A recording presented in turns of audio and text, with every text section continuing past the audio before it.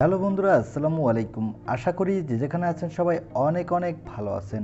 বন্ধুরা, ওয়ালটন তাদের একটি বাজেট সেগমেন্টের ফোন আমাদের মাঝে লঞ্চ করে দিয়েছে, আর এই ফোনটি হলো ওয়ালটন NX6।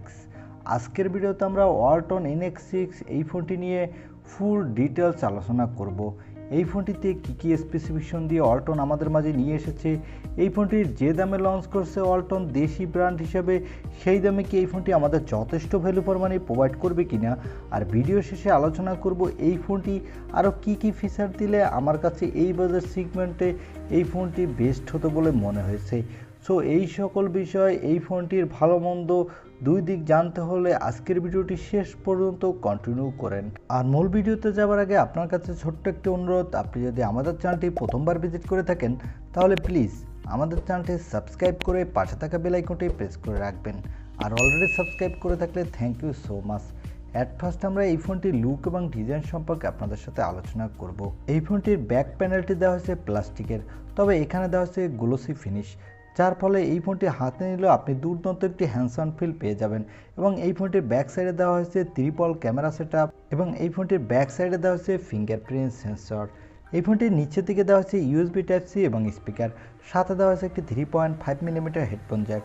তো এই ফোনটির লুক এবং ডিজাইন লোয়ার বাজেটের ফোন হিসাবে ঠিকঠাক আছে, কারণ লোয়ার বাজেটের কোনো ব্র্যান্ডই ব্যাক সাইডে কর্নিং গরিলা গ্লাসের প্রোটেকশন ব্যবহার করে থাকে না। এবার আসা যাক এই ফোনটির ডিসপ্লে সেকশনে। এই ফোনটিতে ডিসপ্লে হিসেবে দেওয়া হয়েছে 6.78 ইঞ্চি মাপের একটি ফুল HD+ IPS ডিসপ্লে, আর এই ডিসপ্লেতে দেওয়া হয়েছে কর্নিং গরিলা গ্লাসের প্রোটেকশন, আর এটি একটি 2.5D কার্ভ গ্লাস, যার ফলে এই ফোনটির ডিসপ্লে সেকশনও দুর্দান্ত লাগবে আপনার চোখে। এবং এই ডিসপ্লেটি ফুল HD+ হওয়ার কারণে যারা মোবাইল দিয়ে প্রচুর পরিমাণে ভিডিও দেখে থাকেন তারা দুর্দান্ত উপভোগ করতে পারবেন। এবার আসা যাক এই ফোনটির ক্যামেরা সেটআপে। এই ফোনটির ব্যাক সাইডে দেওয়া হয়েছে ট্রিপল ক্যামেরা সেটআপ, যার প্রাইমারি লেন্স হলো 48 মেগাপিক্সেলের, সাথে দেওয়া হয়েছে একটি 5 মেগাপিক্সেলের আলট্রা ওয়াইড অ্যাঙ্গেল লেন্স, এবং সর্বশেষ দেওয়া হয়েছে একটি 2 মেগাপিক্সেলের ডেপ সেন্সর। এই ফোনটির ব্যাক সাইডে ক্যামেরা দিয়ে আপনি ফুল HD+ ভিডিও রেকর্ড করতে পারবেন, সাথে দুর্দান্ত মানের ফটোগ্রাফি করতে পারবেন এই বাজেটের ফোন হিসাবে। এখানে দেওয়া হয়েছে একটি 8 মেগাপিক্সেলের সেলফি ক্যামেরা, এই সেলফি ক্যামেরাটি দিয়ে আপনি ফুল HD+ ভিডিও রেকর্ড করতে পারবেন। এই ফোনটির পাওয়ারের কথা বলতে গেলে এখানে দেওয়া হয়েছে মিডিয়াটেকের হেলিও G85 প্রসেসর। এই প্রসেসরটি মোটামুটি একটি শক্তিশালী গেমিং প্রসেসর। এই প্রসেসরটি দিয়ে আপনি যে কোনো ধরনের গেম মোটামুটি স্মুথলি প্লে করতে পারবেন, তবে আল্ট্রা মোডে প্লে করতে গেলে অনেক সময় ল্যাগিং ইস্যু দেখা দিবে। তবে এই ফোনটি দিয়ে আপনি দুর্দান্ত মাল্টিটাস্কিং করতে পারবেন, সেক্ষেত্রে কোনো প্রকার ল্যাগিং ইস্যু দেখা দিবে না। এই ফোনটিতে আউট অফ দ্য বক্স দেওয়া হয়েছে Android 11। এই ফোনটিতে ব্যাটারি হিসেবে দেওয়া হয়েছে 6000 mAh একটি বিগ ব্যাটারি, সাথে দেওয়া হয়েছে একটি 10 ওয়াটের একটি ফাস্ট চার্জার। এই ফোনটিতে দেওয়া হয়েছে ব্যাক মাউন্টেড ফিঙ্গারপ্রিন্ট সেন্সর। এই ফোনটি বর্তমানে বাংলাদেশের মার্কেটে 464GB ভেরিয়েন্টটির দাম রাখা হয়েছে 15,999 টাকা।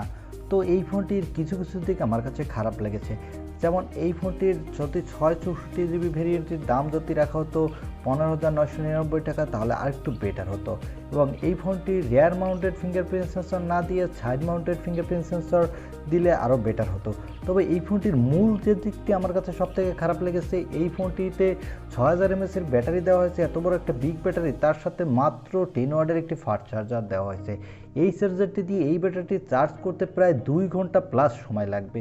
এখানে যদি অ্যাটলিস্ট একটা 18 ওয়াটের ফাস্ট চার্জার প্রোভাইড করতো তাহলে বেটার হতো। এই ছিল ওয়ালটন NX6 এই ফোনটির একটি রিভিউ।